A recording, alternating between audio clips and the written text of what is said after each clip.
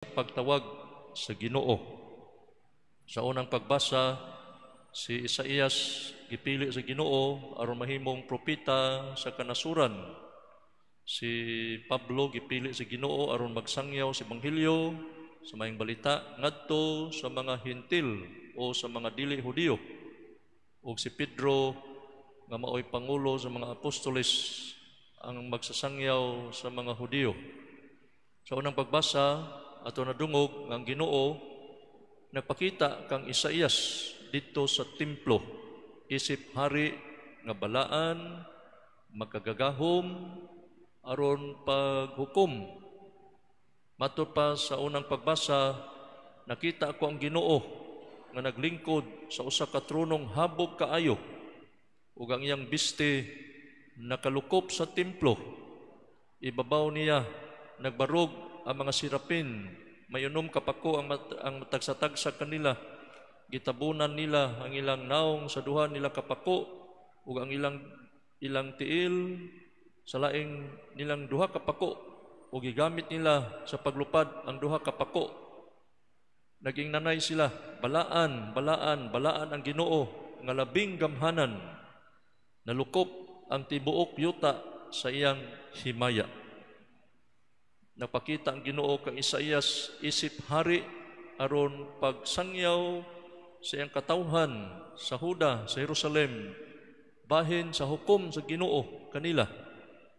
Kaya ang Ginoo wala na mahimuot sa ilang daotang mga binuhatan ining panahona. Nagsimba sila sa mga Diyos-Diyos, wala nila tumana ang kasabutan nga gihimo silang mga katigulangan, ug naghari, nagkuyanap ang mga inhustisya. Nagingon si propeta Isaías, alaot kamong nanakmit og mga balay og kaumahan, hangtod nga mainyo ang tanan ug wala nay laing nagtikaw-tikaw sa nasod. Gidaog-daog ang akong katawhan sa mga tigpatanto ug salapi o gilimbungan sila sa ilang nautangan. O katawhan ko, gipasalaag kamo sa inyong mga pangulo. Si propeta Isaías gipadala sa Ginoo aron pagbadlong, pagpasidaan sa katawhan nga naysalaag og wala magbuhat og matarong. Pero ang iyang katawhan wala man magpatalinghog sa iyang mga pulong. Pinaagi ni propeta Isaías, mao ang resulta nga gisilutan sila sa Ginoo. Gisilutan niyang iyang katawhan. Gibihag sila dito sa Babylonia. Sa ikaduhang pagbasa, ang Ginoo nagpakita kang Pablo. Sa dalan padulong sa Damasco, si Pablo miingon, nagpakita usab siya kanako bisan tuod na tao ako sa talagsaong paagi. Giisip ni Pablo ang pagtawag sa Ginoo kaniya nga usa ka gasa. Tungod kay miingon gyud siya nga dili gani ako angay nga tawgon og apostol kay gilutos ko man ang simbahan sa Dios. Apan pinaagi sa grasya sa Dios, ako nahimong mao ako karon, ug ang grasya nga iyang gihatag kanako wala gayud makawang. Dinhi atong mapalandong nga nasinati gyud ni Pablo ang pasaylo ug ang kamaayo sa Ginoo kaniya. Ug kining iyang kasinatian sa pasaylo ug kamaayo ni Hesus iyang gisangyaw ngadto sa mga Hentil, sa Episo, sa Roma, sa Corinto, sa Galacia, ug upan pang mga dapit. O si San Pablo mao gi nakatukod sa unang mga simbahan dito sa Europa. Tungod nining iyang kasinatian ni Hesus nga nagpakita si Hesus kaniya. Unya matud pa ni San Pablo, gihimo ako nga sulugoon sa ebanghelyo tungod sa linain nga gasa sa Dios nga gihatag niya kanako, pinaagi siyang gahom. Ako ang labing ubos sa tanang katawhan sa Dios, apan bisan paniini gihatagan ako sa Dios nining pribilehiyo sa pagsangyaw ngadto sa mga dili Hudiyo sa maayong balita mahitungod sa dili masukod nga bahandi ni Kristo ug pagpakita sa tanang tao sa tinagong laraw sa Dios. Ug sa ebanghelyo si Pedro giingnan ni Hesus ayaw kahadlok. Sukad karon managat kanag mga tao. Gipili si Pedro nga magsasangyaw ngadto sa mga Hudiyo o pangulo sa mga apostoles. Iyang giwali ang kaimportante sa pagkamasinugtanon, obedience, nato diha ni Kristo. Kay matod pa niya sa iyang sulat, unang sulat, Pedro, Kapitulo 2, versikulo 18, nagingon, kamong mga sulugoon, kinahanglan, magmasinugtanon, ug magmatinahuron sa inyong agalon. Kay sa ebanghelyo karon atong nadungog nga sa pagtuman ni Pedro sa sulti, sa pulong ni Hesus, nahimo ang milagro. Nakakuha sila daghang kaayong isda tungod lang sa pagtuman o obedience ni Pedro sa mando ni Hesus nga itaktak ang ilang mga pukot. Matod pa sa ebanghelyo, si Simon mitubag magtutudlo, naghago kami sa tibuok gabi o wala kami nakuha, apan kay nagsugo ka man, akong itaktak ang mga pukot. Ilang gitaktak ang mga pukot ug ilabihang kadaghang isda ang ilang nakuha ug tungod niini ang ilang mga pukot hapit na magisi. Miracles happen because of obedience.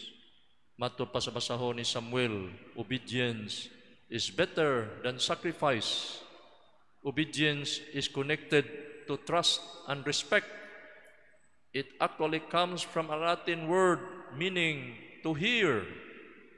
When we obey God, it is a sign that we really trust Him and are listening to what He is saying and truly believe that He knows best. Obedience is our way of showing God that we love Him, and it is through our obedience that God recognizes us and enables us to enjoy His love. Sa dihang gitawag sila sa Ginoo, si Isaías dito sa templo, si Pablo dito sa dalan padong sa Damasco, ug si Pedro dito sa dagat, nakita ug nakaamgog yun sila sa ilang pagkadili takos, pagkamakasasala, pagkadautan. Si Isaías miingon, pagkaalaot ko, kay dili ko takos moatubang kaniya, kay dautan ang matag pulong nga mugula sa kong ngabil. Si Pablo nagingon, kay dili gani ako takos, dili gani ako angay nga tawgon nga apostol, kay gilutos ko man ang simbahan sa Dios. Ug si Pedro miingon, palayo ka nako Ginoo, kay makasasala ako. Sa ilang pag-angkon nga dili takos, mao katoy pagpadayag sa ilang pagkamapaubsanon, sa ilang pagpaubos. Humility and obedience are two great virtues that show love. Love makes us humble and obedient. Miracles happen because of love. And love moves Peter, Isaiah, Paul to be humble and obedient. Pinaagi ni propeta Isaías, ang Ginoo kinahanglan atong patalinghugan. Kay ang mga Hudiyo panahon ni propeta Isaías, nagpakabutab bungol sila sa mga sugo sa Ginoo, ilang gisupak ang kasabutan, munang gisilutan sila sa Ginoo. Og diha ni San Pablo ang Ginoo atong pasalamatan tungod kay ang iyang mga hatag sa pasaylo, gugma, usa ka gasa. Og diha ni San Pedro ang Ginoo balaan angay nato siyang simbahon daigon ato pakpakan ang Ginoo, no? Kay siya nagpadayag nga kita di ay mga pinangga niya. Munang nagpili siya mga tao, pagkabig nato balik kaniya. Kay ang Ginoo andam o pasaylo bisan tuod ta makasala, bisan tuod ta mga hugaw, yung tubangan nya sama ni propeta Isaías, gipasaylo sa Ginoo pinagi sa anghel nga nagdagbaga, gipa kuan sa iyang ngabil, no? Muna nga si San Pablo usab gipasaylo, si San Pedro munang pinaagi kanila nakabi kita. Munang pasalamat sa mga propeta, sa mga apostoles nga mipadayag lang gugma nga to sa Ginoo ug ilang giula ilang kinabuhi aron lang masangyaw ang pulong sa Ginoo.